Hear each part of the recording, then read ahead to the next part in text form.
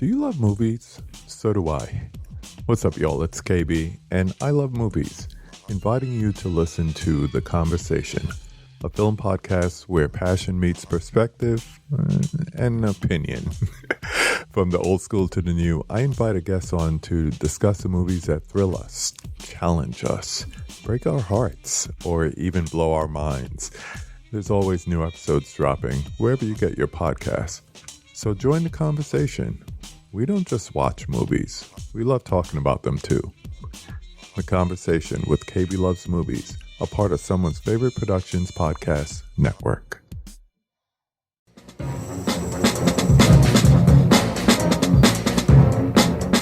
Hello, this is Aaron West. I am the author of the A24 New Wave.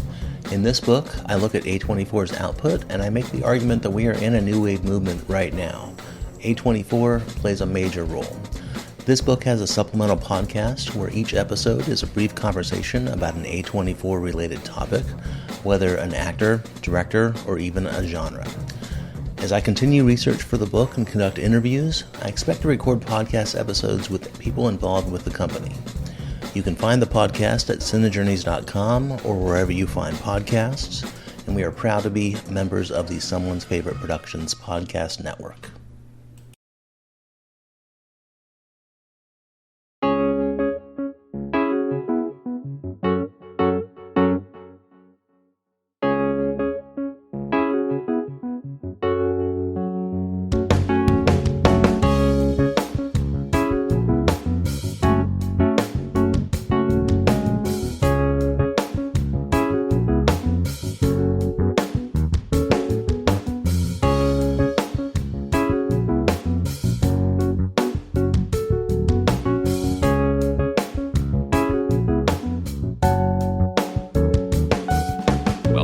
Midnight viewers to Father Malone's weekly Roundup.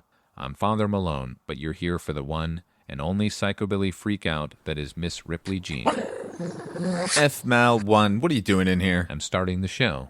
I have an opening prepared. I must start the show. All right, go ahead.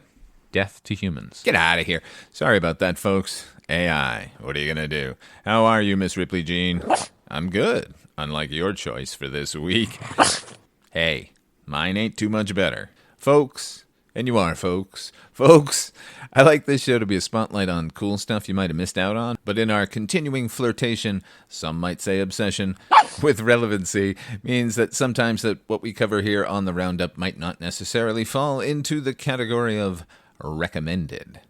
Oh, I'll have recommendations, but they're mostly going to be, don't watch this, so apologies up front, but I promise we will end on a high. Are you ready? Yeah, you, but them too. I know you've been waiting. Seems like this one's been a long time coming for some reason. Well, it's finally here. And hooray for not being permanently shelved and used as a tax write-off.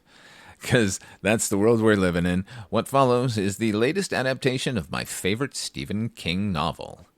This is Salem's Lot. I've always written stories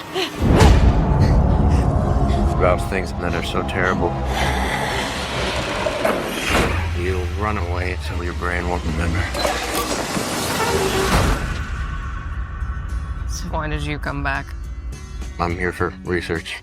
What exactly, though, are you researching? I can see her lying back in her satin dress. Have you noticed anything out of the ordinary in the lot recently? Don't confess. Sundown, you're back.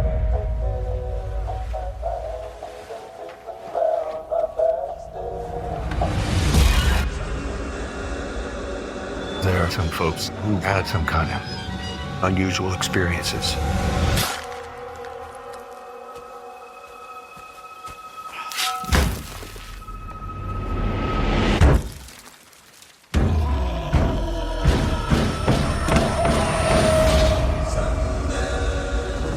They used to tell us stories about this place. You have no idea what you're getting yourself into here.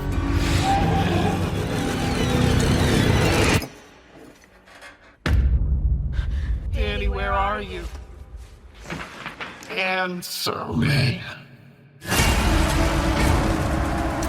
This is not a disease you can catch. Let me in.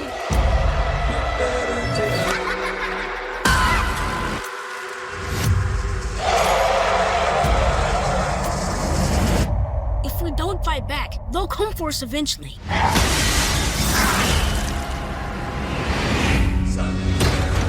Things have gone bad in the lot now.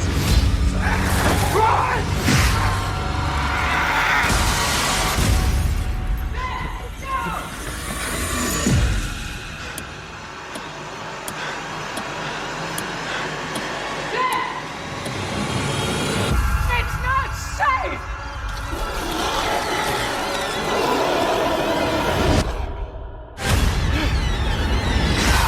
Sundown, you better take care. If I find you've been creeping round my back stairs. What a fucking drag. This film is the definition of hoping against hope. Please let it be good. I'm sure there was just some snafu at the studio, right? It's a rights issue. That must be it. I mean, it's Salem's Lot. It can't be worse than that goddamn Rob Lowe miniseries, right? Right? Okay, it's not that bad, but it is a fucking waste across the board. This is a great cast, top to bottom. No false notes at all. And in total concert with the characters from the book. And it looks great. This is exactly how I imagined Salem's Lot would appear. Now, this may be owing to growing up in Massachusetts, because this Salem's Lot looks so much like those fairy tale maritime towns that dot the coast, like Marblehead. Shout out to Gretchen and Courtney and Jared. Hello, David. Here's a Massachusetts joke. You know, when somebody finally gets a very easy concept after struggling with it for some time. Light dawns on Marblehead. Given the look of the film, it was no surprise that they did the majority of the filming in Ipswich, Massachusetts, which is pretty as a picture. So, great cast, great look, script, garbage. There's maybe one or two innovations here and half of one works. But surely the direction by the same screenwriter must... No, it's garbage too. He's the kind of director who spends all of his time planning transitions and then skillfully executing only those. Because if you're looking for scares in this horror movie, you will wander the wasteland with a thirst that is unslakable, and all the goddamn elements are here for a terrifying flick, but every opportunity is bungled. To put it in terms rabid Stephen King fans will appreciate, it's an entire movie of cutting to behind Jack Torrance as he slowly walks up on Wendy, pissing away all the tension. Did I mention this is my favorite King book? It is. I've read it a lot. At its heart, it's a mashup of Peyton Place and Dracula. David Lynch would have been the perfect filmmaker to helm Salem's Lot. It's all about the seedy underbelly that exists in even a picture-perfect small town and what that inherent depravity attracts. Here, Salem's Lot's a picture-perfect town up and down. At least I think it is, because other than the few main characters that will eventually form the modern equivalent of Van Helsing's vampire hunters, this movie spends as little time with the rest of the town as it can. And what little time they do allot to the lot residents. I'm sorry. They're just exposition machines. Speaking of which, this movie spends a lot of time at the drive-in. King forgot to include those scenes in his book. Silly old Stephen King, am I right? But I do love seeing a drive-in in action. It made me recall my youth, when we'd climb atop the Snack Shack building with the highly audible sound of the projector coming through the soundproof porthole, and we'd point at people's cars and describe them by their most base signifiers, and watch as they'd each exit their car and demonstrate the very same signifier. Oh, those two are breaking up. See? They just got out of their car and they're breaking up. Drive-ins used to be a godsend if you were new in town. You would just hit the drive-in and then every stranger was your new best friend. Or would be, if they got any more screen time than in this Reader's Digest bullshit. Anything genuinely frightful in this is cribbed from another film. Tobe Hooper's original miniseries that then got cut into 2 hours. By the way, when this movie ends, Max viewers, that's going to be the recommendation that hits, and you're going to want to press it. But be warned, you're getting the 2-hour movie. You're not getting the full mini-series. Anyway, the scares in this movie, what actually works are the lamplit eyes of the vampires, which is stolen directly from Tobe Hooper. Unfortunately, what they didn't take from the Tobe Hooper film is any sense of dread. I wanted to love this movie.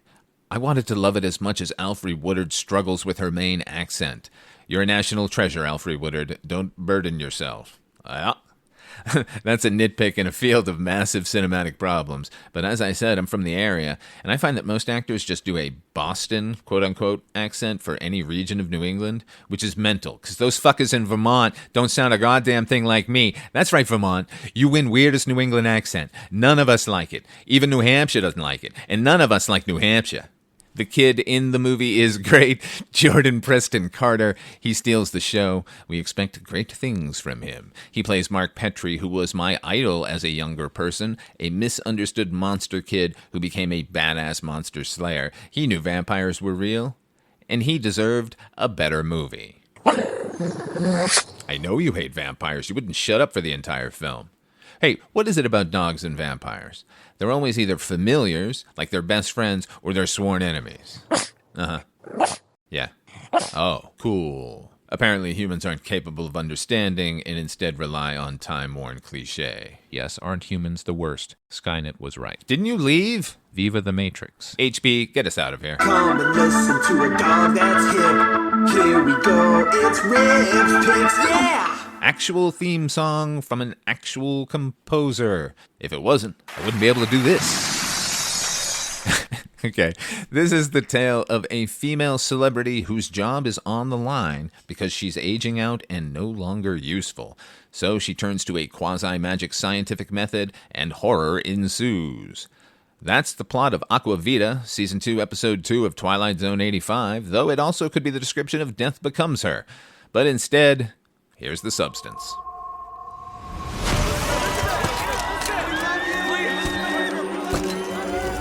People always ask for something new. It's inevitable.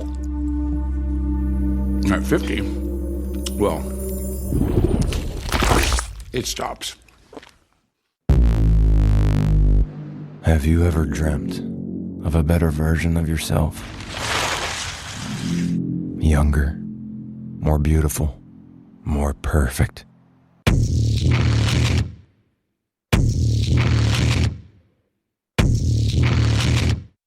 One single injection unlocks your DNA and will release another version of yourself.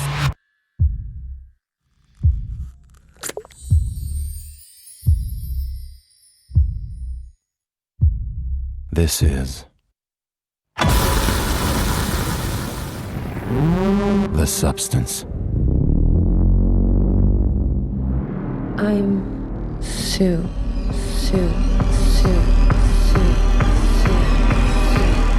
You're hired. Let's go. A perfect balance of 7 days each. The one and only thing not to forget. You are one. You can't escape from yourself. There's been a slight misuse of the substance.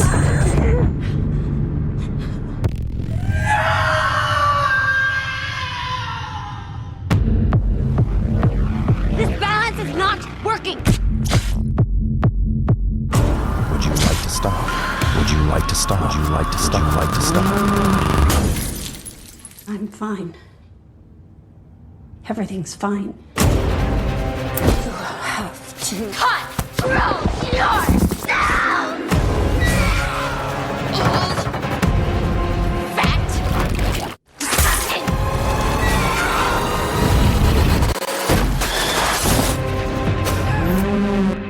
People are gonna love that.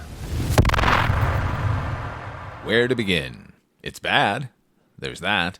But let's be positive, shall we? If you've read anything about the film, you'll know it's anchored by two powerhouse performances. Well, Margaret Qualley is giving a powerhouse performance, and we're getting the usual fearless, and yet somehow not more than competent performance from Demi Moore.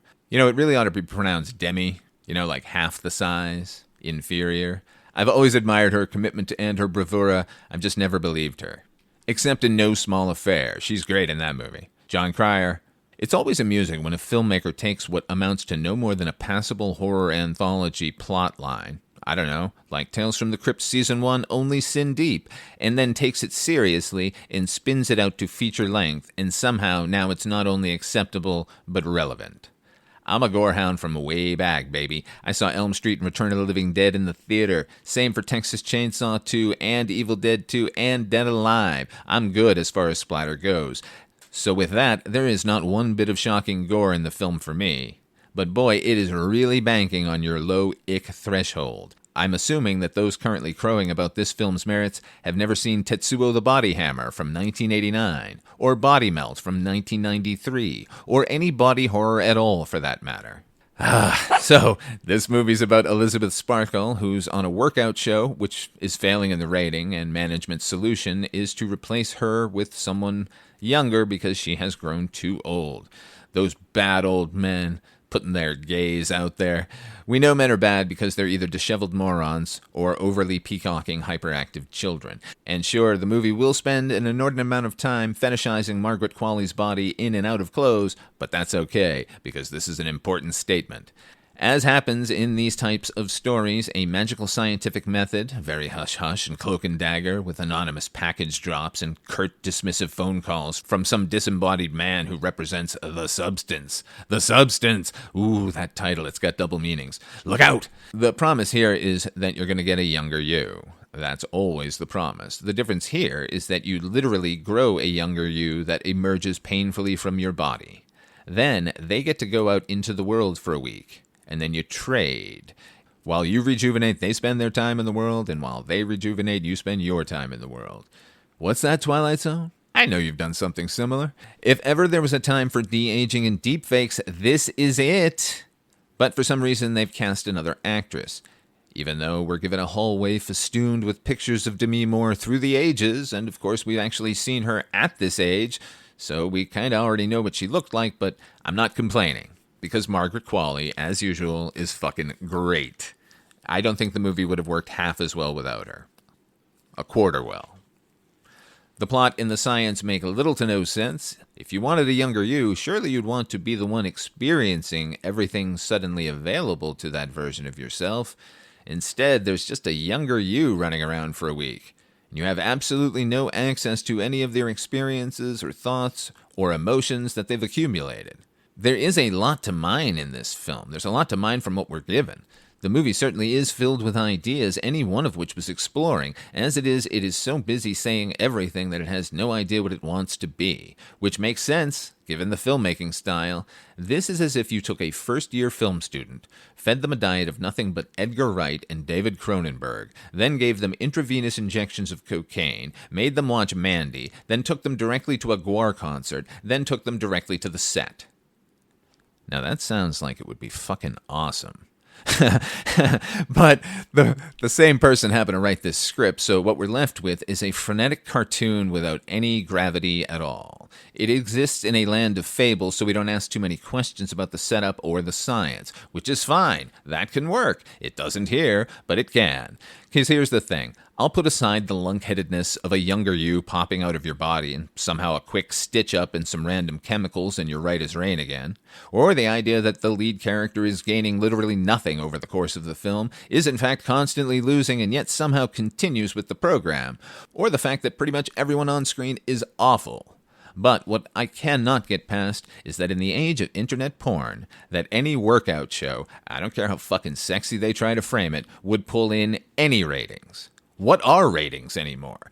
This movie hasn't bothered to even consider that. It might have been a great movie around the time Tetsuo and Body Melt were coming out, maybe even important in direct comparison to them. But this is a mess. A beautiful mess, an interesting mess, but a mess nonetheless. Although, I will say, it does have many loving shots of palm trees, which are the greatest tree on earth. So I'm tempted to recommend it on that criterion alone. I know, we're almost there. Final choice. We've been through a lot, dear listener, but I promised that we would end on a high note. That was a lie. Unless we're talking by comparison. If that's the case, we're talking about a modern masterpiece. She is unlike any nun you've ever met, and she's got a secret. How come the nuns were never secret hookers when we were in school? Let's see what's under that wig. Oh, hell no! Say a prayer for Sister Sugar Walls. What? We're definitely seeing that. Outside a new day May 25th, 1986. Today is a big day. Last summer, I was too scared to ask out Melody Barnegat, the raddest woman I ever met. But this morning, I invited her to the movies, and she said, Okay. Seriously? Hold on 1 second.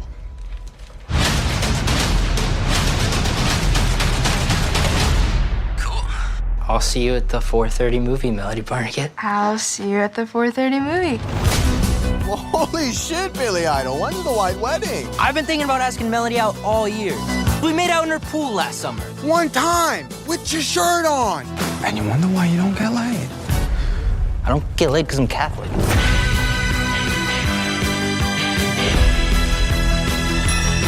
We'll save seats. You get snacks? You can't give them cutsies when they get back. I'll tell my dad. I don't care what you tell your dad, little kid. Dad, he showed me his privates. You did what?